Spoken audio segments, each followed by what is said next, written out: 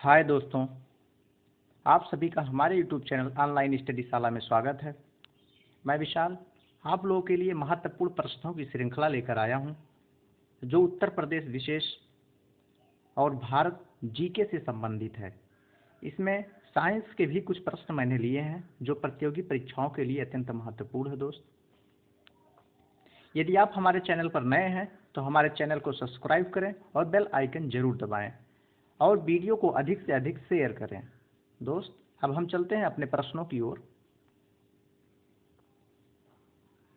पहला प्रश्न है दोस्त, भारत में प्रोजेक्ट टाइगर कब प्रारंभ किया गया? ए 1973, बी 1972, सी 1986, डी 1992। तो जो भारत में प्रोजेक्ट टाइगर का प्रारंभ किया गया दोस्त, वो किया गया 1973 ईस्वी में। ऑप्शन नंबर ए हमारा सही जवाब होगा।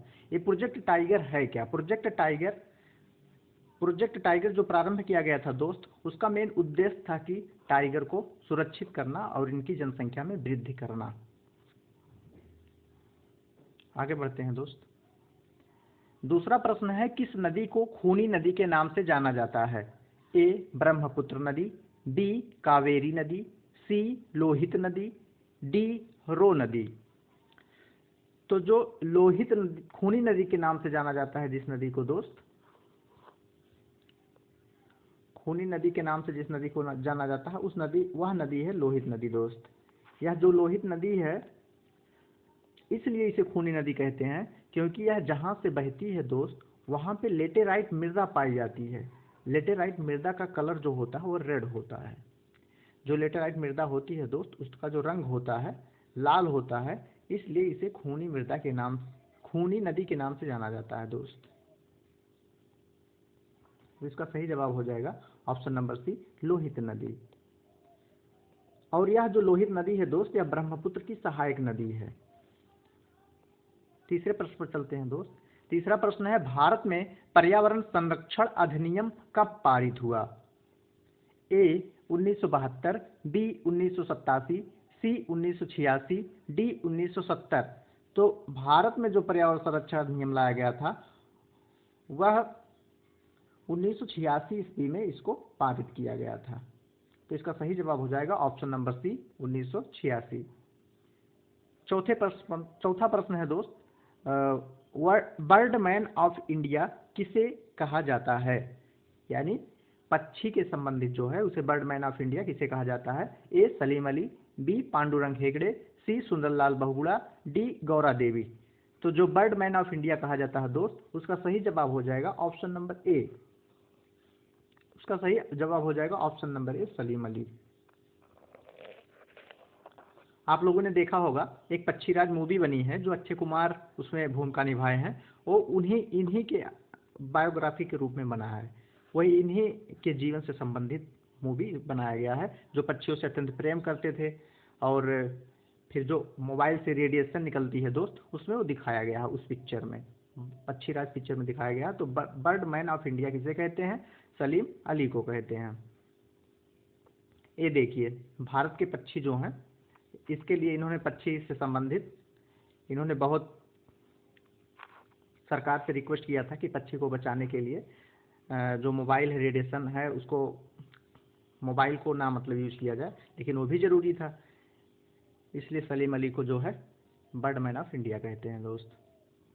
अगले प्रश्न चलते हैं। अगला प्रश्न है, उत्तर प्रदेश का सबसे छोटा जिला कौन सा है? ए लखीमपुर खीरी, बी हापुड़, सी महाराजगंज, डी वाराणसी। तो उत्तर प्रदेश का जो सबसे छोटा जिला है दोस्त, वह हो जाएगा हमारा option number B, Hapur. Option number B Hapur हो जाएगा। देखिए यहाँ मैप में दिखाया गया है हापुड़ कहाँ पे है, ये यहाँ पे है।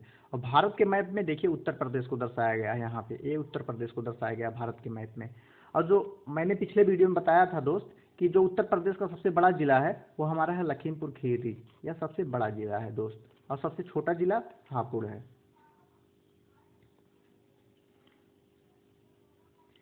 अगला प्रश्न है, भारत में वन्य जीव संरक्षण अधिनियम किस वर्ष लागू हुआ था? किस वर्ष लागू हुआ था दोस्त? भारत में पर्यावरण संरक्षण अधिनियम जो है वह कब लागू किया गया था? तो दोस्त ए 1972, बी 1970, सी 1986, डी 1885। तो जो भारत में वन्य जीव संरक्षण अधिनियम लाया गया था, या वन्य जीव संरक्षण अधिनियम क्यों लाया गया? अधिनियम इसलिए बनाया गया क्योंकि जो जीवों का शिकार कर देते थे लोग, जीवों की रक्षा नहीं हो पाती थी, तो उन वन के जीवों की रक्षा करने के लिए वन्य जीव संरक्षण अधिनियम लाया गया था। यह लाया गया था दोस्त 1972 में, इसलिए इसका सही जवाब हो जाएगा ऑप्शन नंबर ए 1972। प्रश्न 7, नमक का रेगिस्तान किसे कहा जाता है? ए कच्छ की रण, बी सहारा रेगिस्तान, सी थार का रेगिस्तान, डी गोबी मरुस्थल।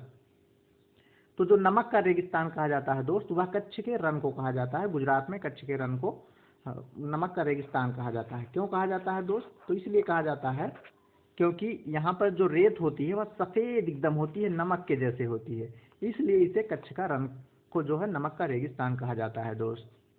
नेक्स्ट, भारत का सबसे व्यस्त बंदरगाह कौन सा है? ए मुंबई, बी चेन्नई, सी विशाखापत्तनम, डी नाहवा सेवा। तो दोस्त भारत का जो सबसे व्यस्त बंदरगाह है वह है हमारा ऑप्शन नंबर डी नाहवा सेवा। तो इसका सही जवाब हो जाएगा ऑप्शन नंबर डी नाहवा सेवा। ये देखिए नाहवा सेवा की मैंने यहाँ पर फोटो लगा दी है, आप लोग देख सकते हैं। नेक्स्ट,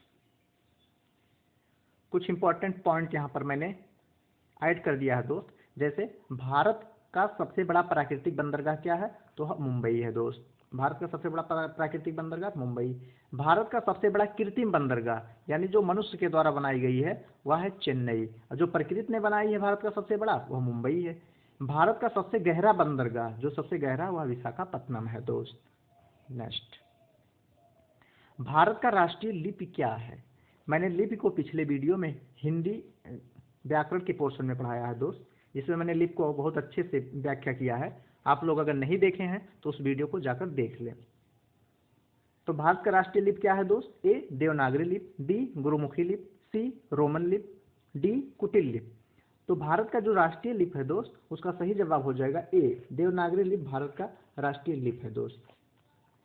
अब गुरुमुखी लिपि, जो देवनागरी लिपि है दोस्त, इसमें कई भाषाएं लिखी जाती है। मैंने बताया था देवनागरी लिपि में कुल 22 भाषाएं लिखी जाती हैं।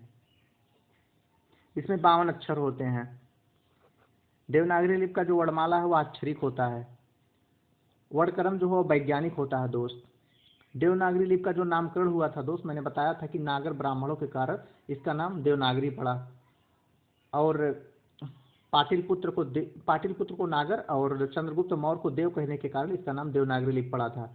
और जो पंजाबी भाषा है दोस्त, पंजाबी भाषा, वह हमारी पंजाबी भाषा जो है वह लिखी जाती है गुरुमुखी लिपि में। जो पंजाबी भाषा है यह लिखी जाती है गुरुमुखी लिपि में दोस्त। और रोमन लिपि में जो लिखी जाती है वह अंग्रेजी भाषा लिखी जाती है। अंग्रेजी भाषा जो है वो दोस्त रोमन लिपि में लिखी जाती है। और मैंने कुटिल लिपि के बारे में भी बताया था दोस्त। यह जो कुटिल लिपि है इसका विकास जो हुआ है वो ब्राह्मी लिपि से हुआ है। देवनागरी लिपि का भी विकास ब्राह्मी लिपि से हुआ है। कुटिल लिपि डी। तो इसका सही जवाब हो जाएगा ऑप्शन नंबर ए देवनागरी लिपि। नेक्स्ट, सूर्य से दूरी के क्रम में सबसे नजदीक का ग्रह कौन सा है दोस्त? तो सबसे पहले हम जानते हैं ग्रह किसे कहते हैं। जो सूर्य के चारों ओर चक्कर लगाते हैं दोस्त उसे ग्रह कहते हैं। जैसे देखिए ये सूर्य के चारों ओर लगा रहे हैं, बुध है, शुक्र है, पृथ्वी है, मंगल है, बृहस्पति है, शनि है, अरुण है, वरुण है। ये सब दोस्त ग्रह की श्रेणी में आते हैं। और उपग्रह किसे कहते हैं? जो इन ग्रहों का चक्कर लगाते हैं। जैसे कोई ग्रह, जैसे मान लीजिए पृथ्वी है, ये इसका जो चक्कर लगाएगा दोस्त वह हमारा हो जाएगा उपग्रह। जैसे पृथ्वी का एकमात्र उपग्रह है चंद्रमा। तो यहाँ पर उसने पूछा है कि सूर्य से दूरी के क्रम में सबसे नजदीक का ग्रह। तो यहाँ देखिए फ्रेंड्स,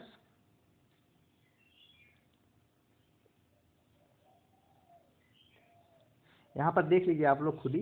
यहाँ पर जो सबसे नजदीक है देखिए यही है सबसे नजदीक। यहाँ पर देखिए सबसे नजदीक है सूर्य के। यहाँ सूर्य है, सूर्य के बगल में ही है। तो यहाँ सबसे नजदीक का ग्रह क्या हो जाएगा दोस्त? हो जाएगा बुध। सबसे नजदीक का ग्रह क्या हो जाएगा दोस्त? तो हो जाएगा बुध। हम चलते हैं दोस्त अगले पे। इससे पहले मैं कुछ आप लोगों को बताना चाहता हूँ। एक ट्रिक बताना चाहता हूँ जिससे सूर्य की दूरी के क्रम में आप ग्रहों को आसानी से बता सकते हैं। जैसे पूछ ले कि सूर्य से दूरी के क्रम में तीसरा ग्रह कौन सा है, तो आप लोग आसानी से बता सकते हैं। जैसे इसका ट्रिक है दोस्त, इसका ट्रिक मैं आप लोगों को बता दे रहा हूँ। ठीक, सॉरी, ट्रिक इसका मैं बता दे रहा हूँ। देखिए, जैसे BSP, BSP नेता, नेता को छोड़ देते हैं हम, मायावती MB, सेब खाती हैं तो SAV, मतलब BSP उनकी पार्टी है, किसकी, मायावती की। तो BSP नेता, नेता को हम छोड़ देते हैं, मायावती MB से माया, M से माया, विषयवती, सेब SAV खाती हैं भी छोड़ देते हैं। लेकिन याद करने के लिए ऐसे याद करेंगे कि BSP नेता, मायावती सेब खाती हैं। अब इसको हम याद करने के लिए देखिए, तो जो सबसे नजदीक का ग्रह हो जाएगा दोस्त, B फार हो जाएगा, वो हमारा बुध है। उसके बाद हो जाएगा हमारा दोस्त शुक्र, उसके बाद हमारा हो जाएगा पृथ्वी, फिर हो जाएगा मंगल, फिर हो जाएगा दोस्त उसके बाद बृहस्पति,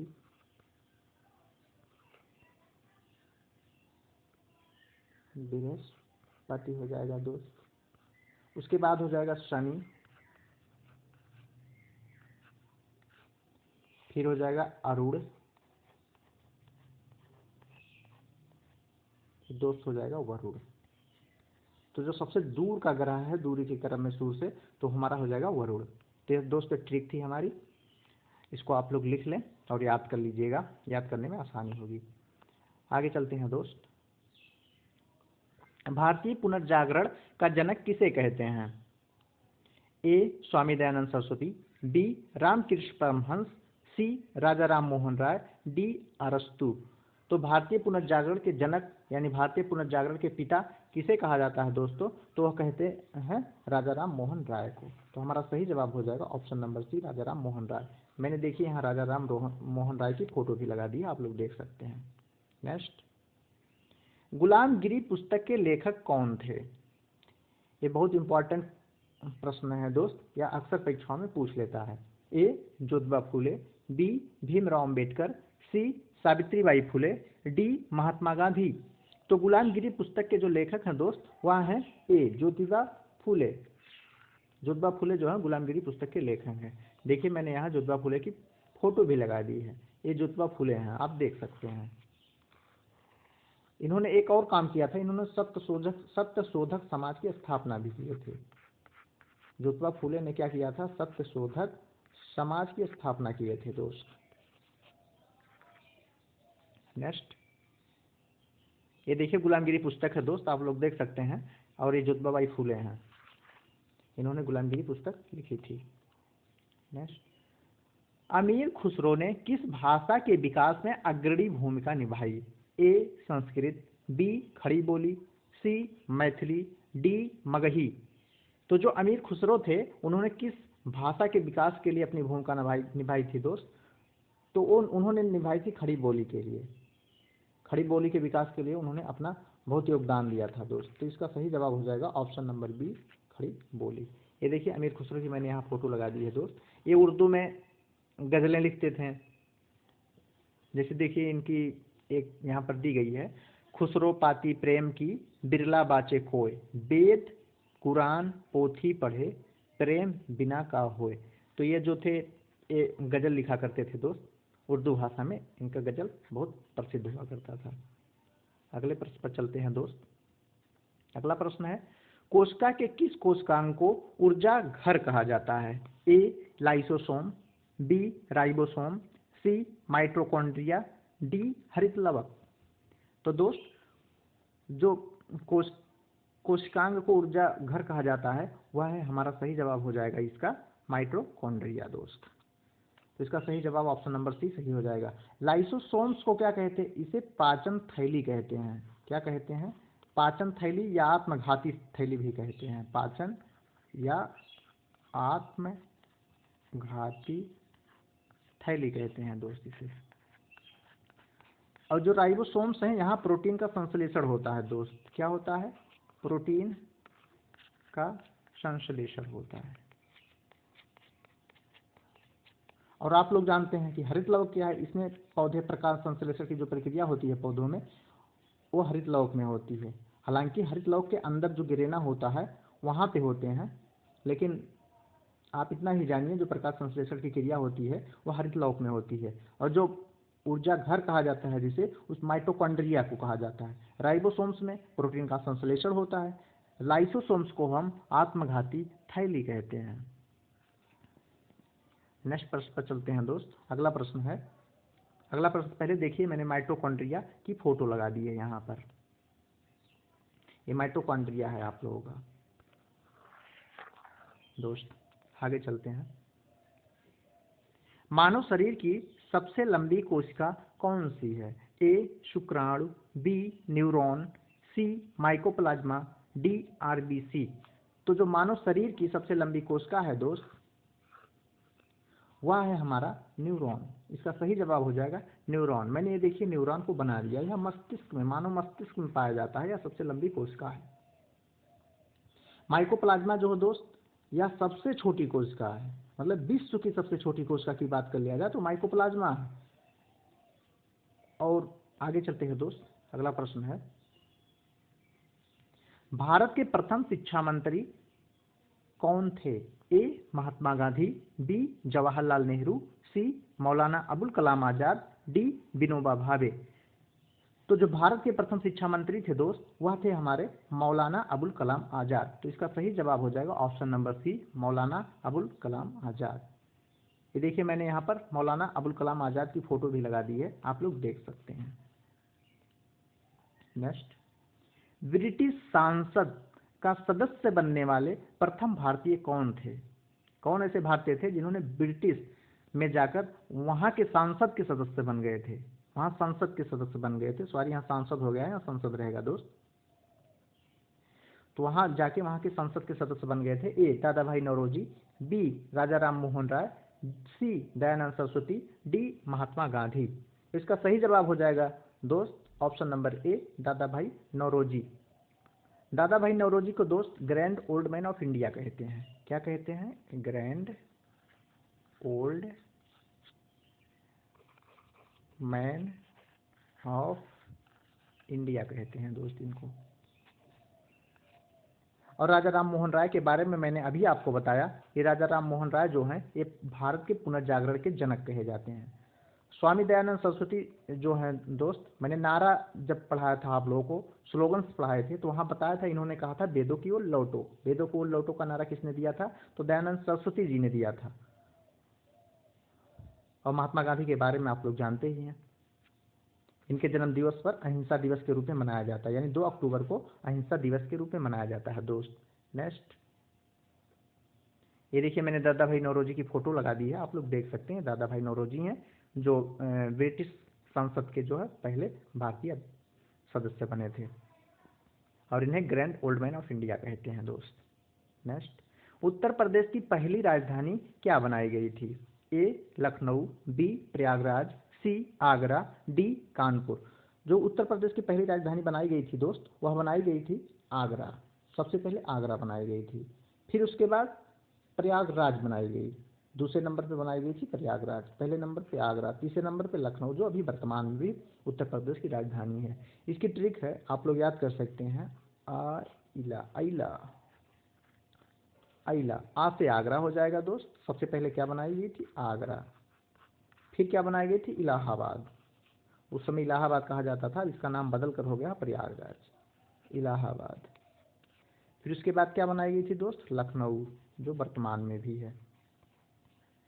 तो इसका सही जवाब हो जाएगा आगरा। उत्तर प्रदेश की पहली राजधानी आगरा बनाई गई थी। नेक्स्ट, भारत में मैंग्रोव वनस्पति सर्वाधिक किस राज्य में पाई जाती हैं? तो जो मैंग्रोव वनस्पति आ गया है दोस्त, मैंग्रोव वनस्पति किसे कहते हैं? तो मैंग्रोव वनस्पति वे वनस्पतियां जो खारे जल में या पूर्ण रूप से खारे जल में होती हैं या आंशिक रूप से खारे जल में पाई जाती हैं, उन्हें हम मैंग्रोव वनस्पतियां कहते हैं। ये देखिए खारा जल है और खारे जल में ये वनस्पति पाई जाती है, यह मैंग्रोव वनस्पति है दोस्त। क्या है? मैंग्रोव वनस्पति है। सर्वाधिक किस राज्य में पाई जाती हैं दोस्त? तो जो सर्वाधिक पाई जाती हैं या इसका सही जवाब हो जाएगा ऑप्शन नंबर ए, पश्चिम बंगाल। सर्वाधिक या पश्चिम बंगाल में पाई जाती हैं अपने भारत में। दूसरे नंबर पे गुजरात में पाई जाती हैं दोस्त। पहले नंबर पे भारत में पाई जाती हैं, दूसरे नंबर पे गुजरात में पाई जाती हैं। अगले प्रश्न में चलते हैं दोस्त। हमारा अगला प्रश्न है, दक्षिण भारत या प्रायद्वीपीय भारत की सबसे लंबी नदी कौन सी है? ए गोदावरी, बी कावेरी, सी नर्मदा, डी कोसी। तो जो दक्षिण भारत या प्रायद्वीपीय भारत की सबसे लंबी नदी है दोस्त, उसका सही जवाब हो जाएगा option number A, Godavari. Godavari को दोस्त वृद्ध गंगा के नाम से भी जाना जाता है। वृद्ध गंगा इसे कहते हैं, या बूढ़ी गंगा भी इसे कहते हैं दोस्त। नेक्स्ट प्रश्न पर चलते हैं। उत्तर प्रदेश में प्रारंभिक शिक्षा के लिए स्कूल चलो अभियान, क्या स्कूल चलो अभियान कब शुरू हुआ? ए 1995, बी 2000 ईस्वी, सी 2004 में, डी 1986 में। तो जो प्रारंभिक शिक्षा के लिए स्कूल चलो अभियान चलाया गया था दोस्त, वह चलाया गया था वर्ष 2000 ईस्वी में। तो इसका सही जवाब हो जाएगा ऑप्शन नंबर बी, सन 2000। ये देखिए स्कूल चलो अभियान, ये कार्यक्रम चलाया गया था। इसके तहत बच्चों को जागरूक किया जाता था, उनके गार्जियन के पास जाके कि जो बच्चे हैं उनको आप स्कूल भेजें। स्कूल चलो अभियान चलाया गया था उत्तर प्रदेश में, कब? सन 2000 ईस्वी में। नेक्स्ट, विश्व हिंदी दिवस कब मनाया जाता है? ए 10 जनवरी, बी 14 सितंबर, डी सी 5 सितंबर और डी 14 नवंबर। तो जो विश्व हिंदी दिवस मनाया जाता है दोस्त, वह मनाया जाता है 10 जनवरी को। इसका सही जवाब हो जाएगा ऑप्शन नंबर ए, 10 जनवरी। और ये 14 सितंबर को जो मनाया जाता है वह राष्ट्रीय हिंदी दिवस मनाया जाता है, यानी अपने इंडिया में जो हिंदी दिवस मनाया जाता है वह 14 सितंबर को मनाया जाता है। राष्ट्रीय हिंदी दिवस 14 सितंबर को मनाया जाता है। 5 सितंबर को राष्ट्रीय शिक्षक दिवस मनाया जाता है और 14 नवंबर को बाल दिवस मनाया जाता है। जो राष्ट्रीय शिक्षक दिवस मनाया जाता है सर्वपल्ली राधाकृष्णन के जन्म दिवस के रूप में, जयंती के रूप में मनाया जाता है। और जो बाल दिवस मनाया जाता है दोस्त, यह चचा नेहरू के जन्म दिवस पर मनाया जाता है। नेक्स्ट, मैं कुछ वन लाइनर लेकर आया हूं दोस्त, जो अत्यंत महत्वपूर्ण है। किस शहर को क्या कहते हैं, इसके बारे में मैंने यहाँ लेकर आया है। आप चलिए उसको देख लेते हैं जल्दी जल्दी, और आप उसे अच्छे से तैयार कर लें। जैसे सूर्य नगरी किसे कहते हैं? सूर्य नगरी।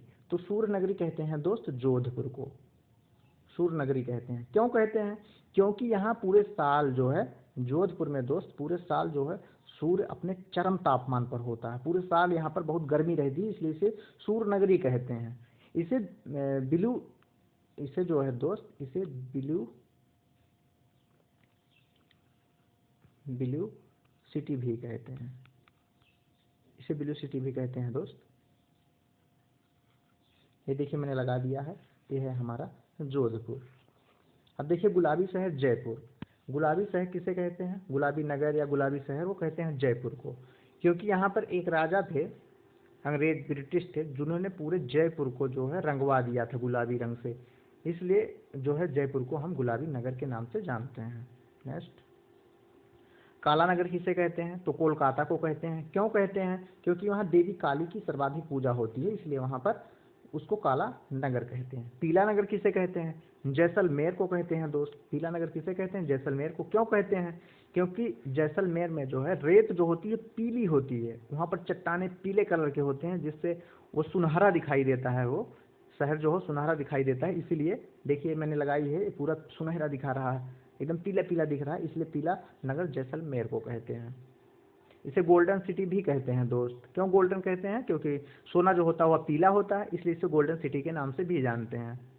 नेक्स्ट, बिहार का शोक किसे कहते हैं? तो कोसी को कहते हैं बिहार का शोक। उड़ीसा का शोक किसे कहते हैं? महानदी को कहते हैं। इस शोक क्यों कहते हैं? क्योंकि ये नदियां जो होती हैं, जैसे बिहार में कोसी नदी सर्वाधिक बाढ़ लाती है, जहाँ वहाँ पर बहुत हानि हो जाती है, तो इसीलिए वहाँ उसको शोक नदी कहते हैं। उड़ीसा में जो है महानदी बहुत बाढ़ लाती है, इसलिए उड़ीसा में महानदी को शोक कहते हैं, उड़ीसा का शोक महानदी को कहते हैं। ठीक इसी प्रकार पश्चिम बंगाल में दामोदर नदी बाढ़ लेकर आती है, इसलिए पश्चिम बंगाल का शोक जो है दामोदर को कहते हैं। कोयला नगरी किसे कहते हैं दोस्त? तो धनबाद को कहते हैं, क्योंकि यहाँ पर कोयला का उत्पादन होता है, इसलिए धनबाद को कोयला नगरी कहते हैं। ये धनबाद है कहाँ दोस्त? तो ये धनबाद जो है ये झारखंड में है। झारखंड का एक जिला है धनबाद, जहाँ पर कोयले का सर्वाधिक उत्पादन होता है, इसलिए इसे कोयला नगरी कहते हैं दोस्त। नेक्स्ट, राजस्थान का शिमला किसे कहते हैं? माउंट आबू को कहते हैं दोस्त। जो राजस्थान का शिमला है वह है माउंट आबू। ये देख लिया, मैंने लगा दिया है, ये माउंट आबू यानी पर्वत, जो पर्वत आबू पर्वत है, माउंट आबू जो है ये आबू पर्वत है। यहाँ जो है जैन मंदिर सर्वाधिक फेमस है। माउंट आबू पर जैन मंदिर है जो सबसे ज़्यादा प्रसिद्ध जैन मंदिर है। सर्वाधिक साक्षरता वाला राज्य कौन सा है दोस्त? तो सर्वाधिक साक्षरता वाला जो राज्य है वह केरल है। आगे चलते हैं दोस्त। नेक्स्ट, तो हमारे प्रश्न यहीं पर समाप्त होते हैं दोस्त, और हम अपने वीडियो को यहीं पर समाप्त करते हैं। अब हम लोग अगले वीडियो में मिलेंगे दोस्त। इससे पहले यदि आप हमारे चैनल पर नए हैं तो हमारे चैनल ऑनलाइन स्टडी शाला को सब्सक्राइब करें और बेल आइकन जरूर दबाएं, और वीडियो को अधिक से अधिक शेयर करें दोस्त। तो दोस्त वीडियो को यहीं पर समाप्त करते हैं। Thank you.